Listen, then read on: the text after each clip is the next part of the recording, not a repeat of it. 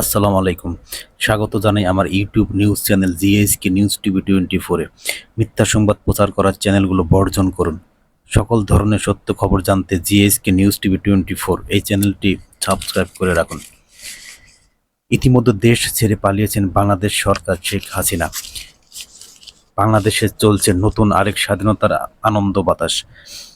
কিন্তু সর্বস্তরের জনগণের মনে একটাই প্রশ্ন তৈরি হয়েছে, আগামীকাল থেকে দেশ পরিচালনা কে করবে? তাহলে কি বিএনপি দায়িত্ব নেবে নাকি জামাত ইসলাম? ওদিকে আছে চরমোনাই পীর সাহেব, আবার অনেকে বলছে সেনাবাহিনী দেশ পরিচালনা করুক।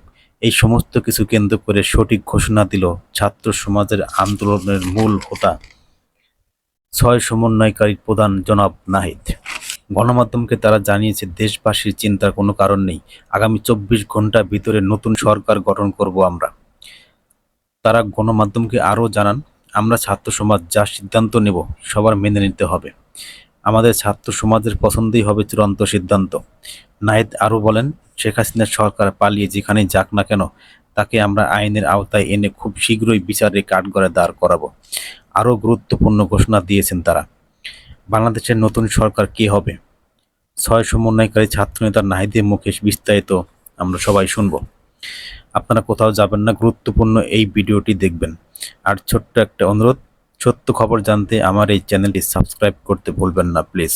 চলুন ভিডিওটি দেখা হোক। যারা এই আন্দোলনে শহীদ হয়েছে তাদেরকে আমরা জাতীয় বীর হিসেবে ঘোষণা করছি, এবং এছাড়াও যারা এই ফ্যাসিস্ট রেজিমে গত কয়েক বছরে শহীদ হয়েছেন তাদেরকেও আমরা আজকের এই দিনে স্মরণ করছি।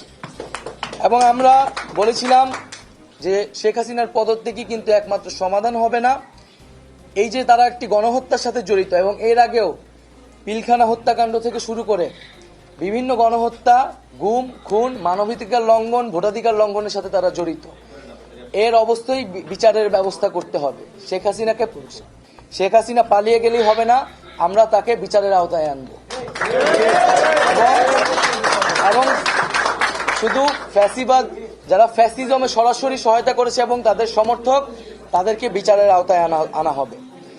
এবং আমরা বলতে চাচ্ছি যে অভ্যুত্থানকারী ছাত্র নাগরিকের সমর্থিত বা প্রস্তাবিত সরকার ছাড়া আমরা কিন্তু আর কোনো ধরনের সরকারকে সমর্থন করব না।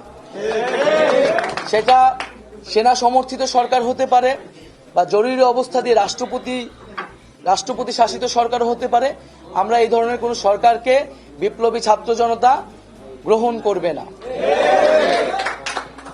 আমরা ঘোষণা করছি যে সকল আমাদের আন্দোলনের শিক্ষার্থী সমন্বয়ক ডাকসুর সভা সম্পাদক আক্তার হোসেনকে এখনো জেলে বন্দী করে রাখা হয়েছে, আমাদের সমন্বয়ক ইব্রাহিম নীরব সহ সারা দেশেই বিভিন্ন সমন্বয়ক, আন্দোলনকারী এবং নিরপরাধ ব্যক্তিদের গ্রেফতার করে রাখা হয়েছে কারাগারে।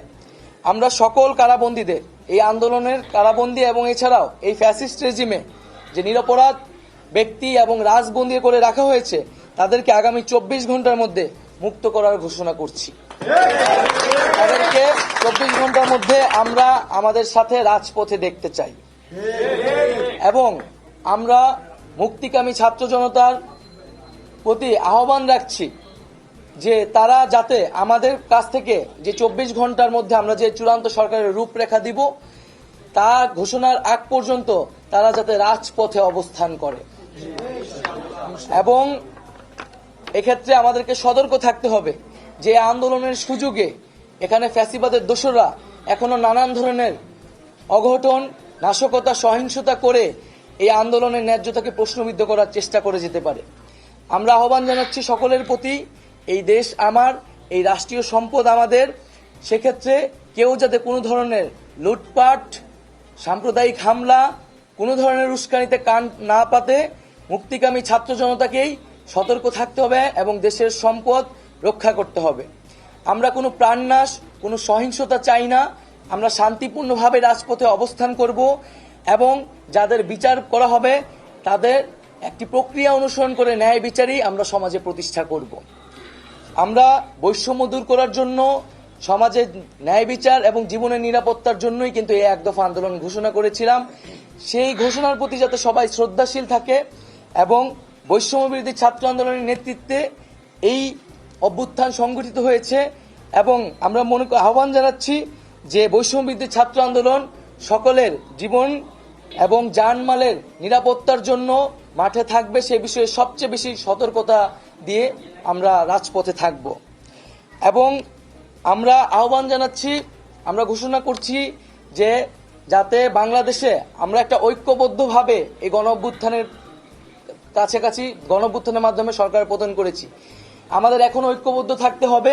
এই ঐক্যবদ্ধ নষ্ট করার সকল পরিকল্পনাকে নস্যাৎ করে দিতে হবে।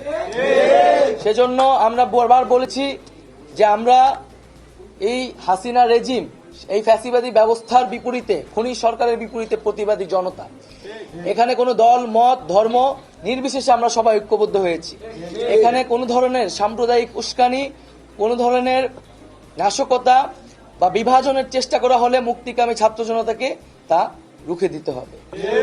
আমি আবারও এই গণ অভ্যুত্থানের জন্য সকলকে ধন্যবাদ জানাচ্ছি, সকলকে অভিনন্দন, দেশবাসীকে অভিনন্দন জানাচ্ছি এবং আমরা আগামী 24 ঘন্টার মধ্যেই অন্তর্বর্তীকালীন জাতীয় সরকারের রূপরেখা হাজির করব।